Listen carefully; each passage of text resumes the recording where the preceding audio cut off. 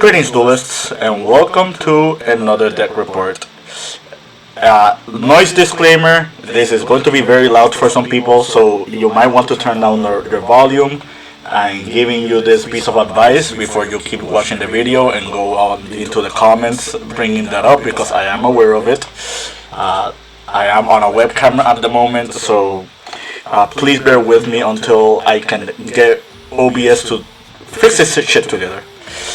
That being said, I do have the newest deck report. This is week 12 of season 5, which means we're 12 weeks into the current format. For those who are unaware, the way I do my seasons on deck reports is each week after the prior ban list is like a current season. And the reason I'm bringing this up is because the North American WCQ is in 2 weeks from now. Less than 2 weeks, rather. And there is still some speculation whether or not we're going to get for the limited list before or after the event. That being said, Duelist Advance will be legal this week, which is a very important set. That set is going to change the meta game a little bit. If you've been on this channel for the past month or so, you already know what I'm about to show. I'm going to show a strategy that I've been playing for a couple of weeks now. However, Duelist Advance did change the deck to a very significant margin. And I'm proud to say that I'm happy with the results I've been getting with this deck. I played at a Win-A-Mat event this past weekend, and my record was X11. I won the mat. It's not here because I haven't picked it up. But my record was X01. I tied against Regenesis. I defeated Vanquish Soul, the Lunalight deck, the pure Lunalight deck, and I think it was Novels. It was that deck. Those were the decks I faced so far. The week after, the day after, I did practice against a few other strategies like Orcus Mitsurugi, Onomat Raziel, and Crystron. And so far, it's been feeling comfortable against those decks. But yeah, let's just get straight to the list. I know that you're here for that. I'm playing 2 Perolias and 3 Foalos. Those are my Charmies. I don't play any more Charmies. I don't play any more Hand Traps. For monsters, you got 3 Gold Leo, 2 Black Chiefs, 2 Tigers, 1 Bird, 1 Chick, 1 Martin, 1 Silverhound, and 1 Lunalight Wolf. This is my Lunalight lineup, and I will explain this a little bit after.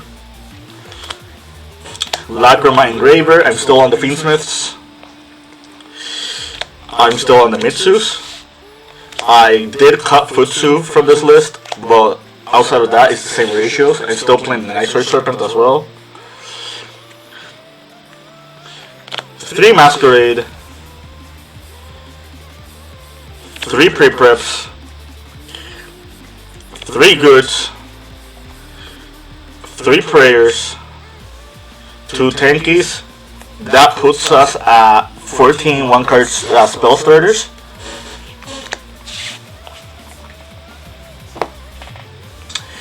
Extenders, we got 3 Heavy Polymerization, 3 Perfume, 3 Thrusts, Talents, Grass, Ritual, Mirror, Lunalight Fusion, Polymerization. A lot of spell cards. There are more spell cards than monsters, if you haven't noticed. And for traps, Serenade Dance, Purification, Paradise, and Black Gold Laughs. and that is 60 cards. You probably would tell by the grass looks greener. Extra deck. Requiem, Moon, SP. Feral Imps, Baguska, Exiton Knight, Timeless, Tiger King, DDD as my XYZs, Desiree, Necroquip, Perfume Dancer, Panther Dancer, Leo Dancer, and Liger Dancer.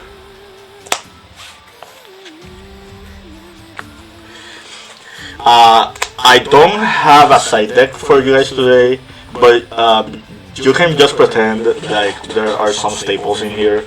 Like, I think Droll should be in your side deck. I think Lancia should also be in your side deck. This card is way better than people think against Lunalight. Like, not being able to fuse from Graveyard with Wolf or Masqueraded Poly is a big deal. But more importantly, this also shuts down Perfume. This also makes Foolish Burial Goods no longer a starter as well. You should really think about this card against Lunalight. It's already really good against Malice and Orcust. That is already given. There are other decks like Gem Knight where this card is also really good against.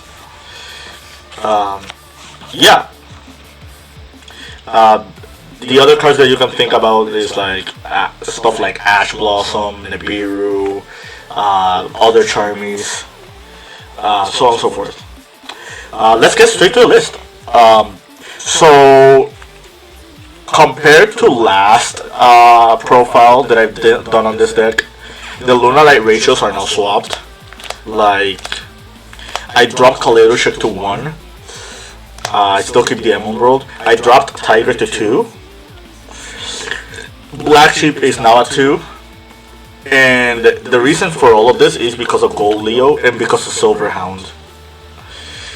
If it was pure Lunalight, you would play 2 Silver Hounds, but since it's not the pure version, we're only playing 1. We're not gonna play Fractal, or we're not gonna play those cards that just get us to Silver Wolf. As good as those cards are, they only have like one specific purpose, and I feel like the deck is already consistent as is. Like, out of the 29 spell cards, like I think half of them are Lunalight starters. Leo is your 1-card starter. People should be playing Imperm by now. If they're not, because Imperm was not a popular card this format. Leo is just going to resolve all your Lunalight plays. If you get rolled, there are plays around roll. There are probably Lunalight spreadsheets running around where you can just find ways to play around certain cards. But yeah, I really like Gold Leo. I think this card really changes the deck. More so, I like Silver Hound a lot too. Because of Silver Hound, Masquerade is a 1-card starter as well.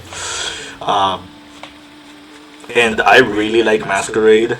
I think Masquerade is just one of those cards that Lunalight desperately needed.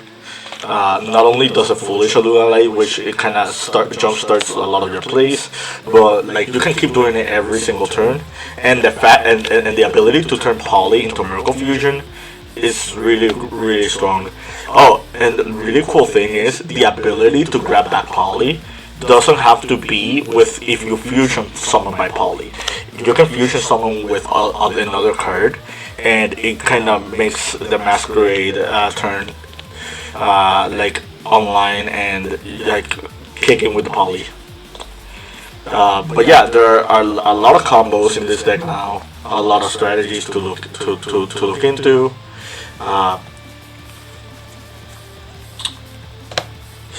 Why am I playing 2 Sheep and 2 Tigers? Let's start with Tiger first. Before the new support from DUAD, we were playing 3 of this. Prior to the new support, you always wanted to see Chick Tiger. And this was Mitsurugi Fiendsmith combo. Now, Lunalights have their own combos now. like their own concrete combos. Like getting to Liger Dancer is just really strong as an M-board piece. So you want to focus more on the other Lunas more than the Fiendsmith and the Mitsurugis. However, you still want to toolbox into those archetypes, and the Lunalight cards are really good at that. That's why you see multiple Tigers. The other reason why we're playing multiple Tigers is because I have a premonition that base deals are going to be very popular, like moving forward, and you just want to be sure to have another Tiger already to be utilized in case that situation happens. Same thing with Emerald Bird. I see a lot of hybrid builds just cutting Emerald Bird, or just not playing Emerald Bird. I think that's incorrect. I think with base deals in the format, you have to think about Emerald Bird recovering from Banished. Emerald Bird also unclogs some weird hands. You might have some weird brick hands. Well, I'm not gonna call it brick hands, but hands where we just have Silver Wolf, Black Sheep, and you don't have like the Leo. Like Emerald Bird dumping Silverhound is a lot of advantage. That does come up. But yeah, that's like one of the really cool things about this deck. Why am I not playing pure Lunalight with like double Leo Dancer Turbo and stuff? I really just want to diversify my M words. Like instead of ending on Liger Dancer, my board is Liger Dancer, Murakumo, Caesar. So it's those three plus Purification Trap, and you have your Fiendsmith set up with Paradise Engrave. Like, this is a lot. This is a lot to think about. It's a lot of layered interruptions. You have guaranteed follow-up as well. Also, like, the more turns Masquerade stays up, the better the card is. Masquerade is just going to keep dumping Lunalight that are just going to like recur our advantage back. And that's not even talking about Tiger as well. Like, just having like this setup is like, I'm not gonna say it's better than the Baguska Lighter line, but having negates is really important, because if you face like, for example, the Lunalight mirror match, and the guy tries to like heavy poly like their way into their own Liger Dancer, they're gonna out your board. So just having the negates from Caesar, the negates from Purification, and just having ways to stop them from getting to that point, I think just comes up a lot. You also have the Silverhound, which I also forgot to mention. Like Silverhound negating from graveyard also comes up. I've won like 4 to 5 games because my opponent did not think about the Silverhound. Like they were way too focused on my negates on board, and then when they tried to do their final push, I went to use the Silverhound, and they just scoop because it's another negate that they were not thinking about. Sometimes I even forget that is in there, but yeah. Going second, you have 2 engines that just breaks words. Like, if you resolve Ritual Summoning Murakumo, this just like flattens a board. If you resolve Heavy Polymerization for Liger Dancer, this also just breaks almost any board in the game as well. And that's not even talking about stuff like Grass looks greener. Like Grass is just a really powerful card as well.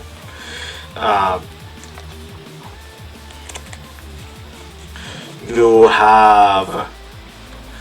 have Thrust that can get you to half of these cards.